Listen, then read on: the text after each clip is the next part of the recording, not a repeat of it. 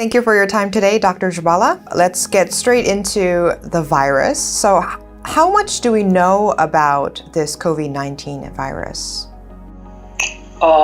We know that it's the same member of a larger family of these viruses known as coronaviruses. They actually exist everywhere. They spend a lot of their time with animals. So this is a third virus that has crossed. So we have SARS-1, MERS, and now SARS-2. We are beginning a completely uncharted journey with this virus. We don't understand a lot because the behavior is completely different. I was very surprised at the outbreak in China, the numbers of people that were infected in such a relatively small period of time. It's very unusual. There are so many talk out there, but it's not following the same rules as the other viruses.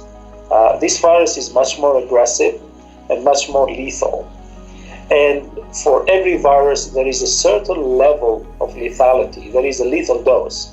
There is how much of this virus you need to have in your lungs before it kills you or before it makes you sick.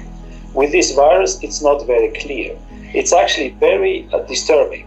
There have been some interesting reports that they've had people who were sick and they were cured. They released them out of the hospital and then they got reinfected. The truth is very simple. The assays that we do every day to test this virus, they can only test a certain limit.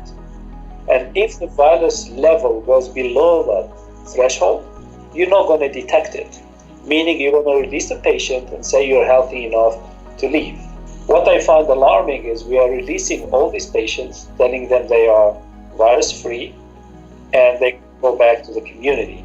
It's not your average SARS, it's not your average MERS. Many people, including me, we start calling it a very mysterious, very cryptic virus because we don't understand it, and it doesn't seem to only attack the lungs, it seems to also attack the heart, and it seems also to attack the liver. So we're seeing interesting patterns. Not only old people or those with underlying health conditions actually develop this disease. Now, the elderly are really the first category that get affected a lot because as we get older, our immune system declines. Between the elderly and the adolescent to probably 50, 60 years old, their lifestyles will dictate how vulnerable they are to a virus. What I have observed, which is very different to the MERS, is the rate of infection of young is lower. It doesn't mean that we don't have to close schools or we can let our kids outside play. It means that for now, these are the trends that we are observing. There's so many unknowns about this COVID-19, and China, the Chinese government, is responsible for this lack of information. Do you think this is actually becoming an obstacle for developing a vaccine sooner? China is not forthcoming with a lot of this information. This information is coming in different bits and pieces, and I think there are some fantastic people around the world that are spending time dissecting that information and putting it together. It's not so much for developing a vaccine, but to study the trajectory of where this virus is going. Right now, we're in the middle of a storm, and a vaccine is not going to help. Even if we have a vaccine today, it's not going to help. I think people don't realize that vaccines don't work for every individual that gets the vaccine. Vaccine is a preventative thing. Vaccine is really helping your immune system to kickstart. Your immune system is really what protecting you. The vaccine is just helping, pointing to the immune system where to go. The information that we're lacking from China is about one individual, patient zero.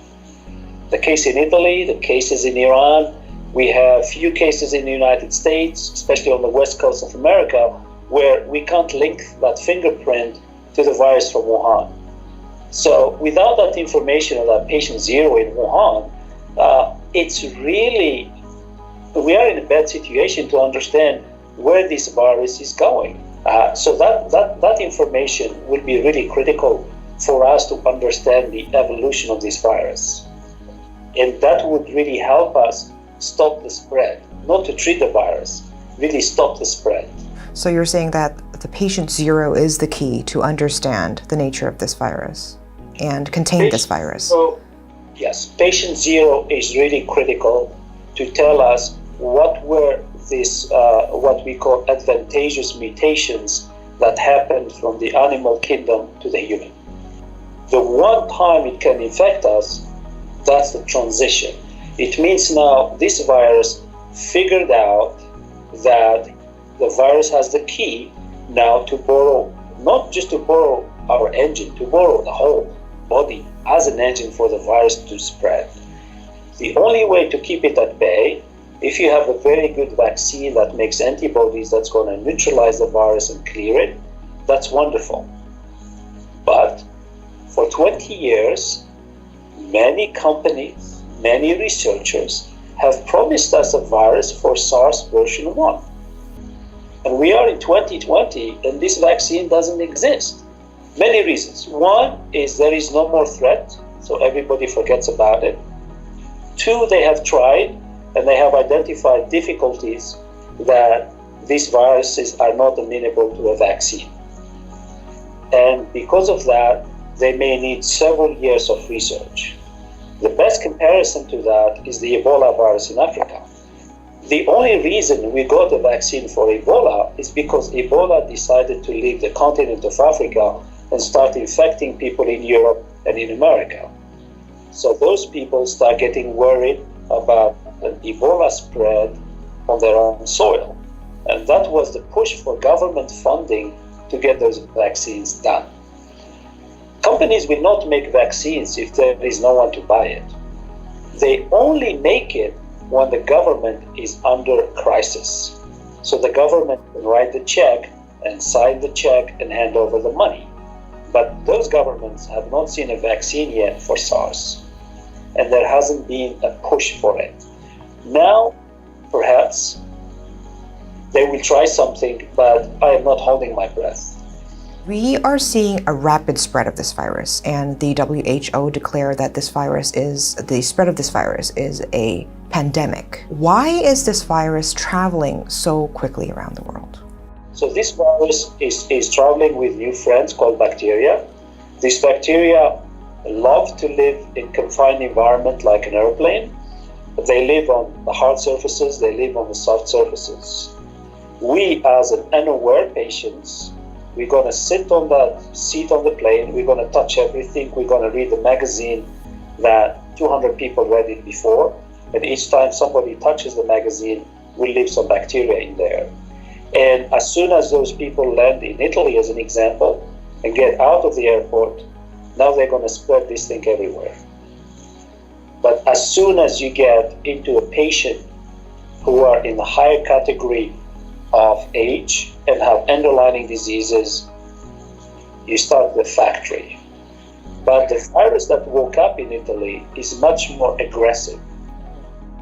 And the one who left the plane from China, mutations. So when it woke up, it mutated again, and now it's much more aggressive that what's going on in Italy today, we can plot it on an exponential curve. It's scary. Korea, the only equivalent is the church. I think the Korean government and the Korean people should be grateful for this church, because this church provided us the first data of this very, very directional spread. And I think what that church did is really forced the moon government, they forced their hands to go out now and throw away all the definitions of who to test for and what to look for, and say, we're going to look for everybody. Foreign media has been reporting that you can go out without a mask. It's actually not recommended to wear a mask. What do you think about this? The mask really provides two things. The psychology of wearing a mask, so you are less likely to touch your nose and your mouth and your eyes, and also not for you to give it to other people, it's what other people give you. And because people will give you things that you're not aware of, those things can land on your clothes, on your bag, on your cell phone, but you're wearing a mask. Even if you touch those things, the rate of infection is very low. So the risks by having a mask is very low. I was actually alarmed that everyone has a different story. I think in the United States, the CDC position was very clear because they are afraid of shortages down the road. If they, as an example, the church followers were all wearing masks, we wouldn't see 5,000-6,000 cases. In Italy, they don't wear masks. You saw where the numbers are. And I think that's where the mask plays this protective element, both psychologically and actually when you leave your home, which is your controlled environment, into the public environment outside that you can't control. You're part of it.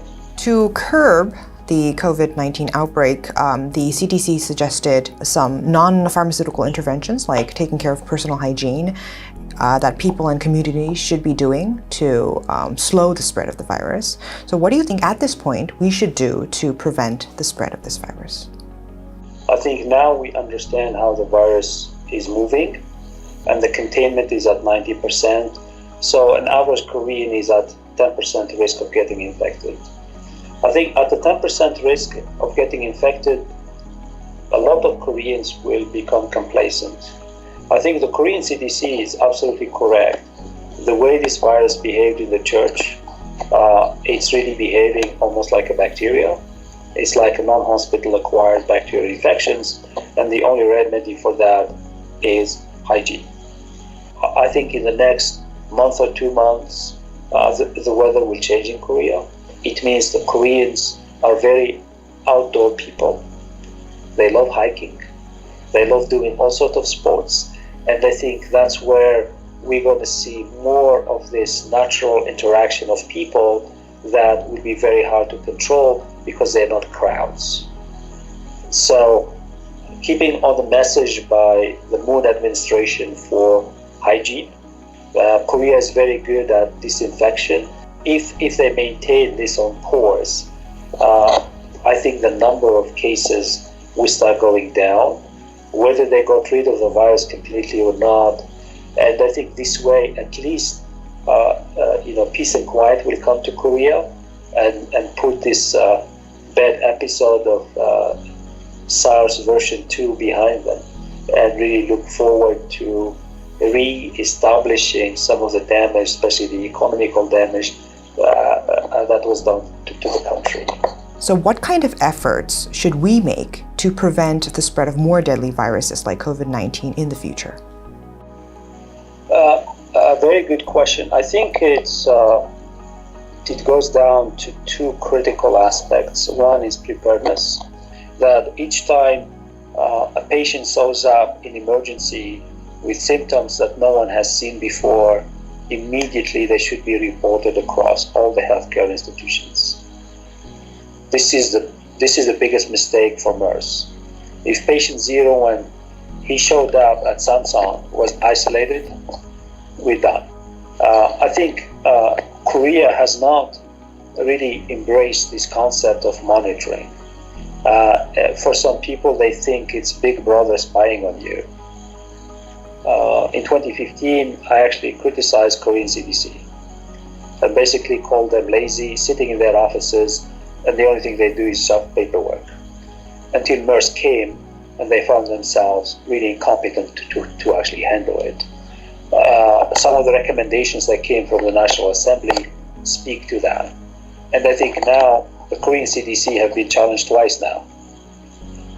So there shouldn't be a third time. And I think this monitoring should be already in place, not just to protect humans, but actually to protect the livestock in Korea. With regard and with respect to the Korean pharmaceutical companies,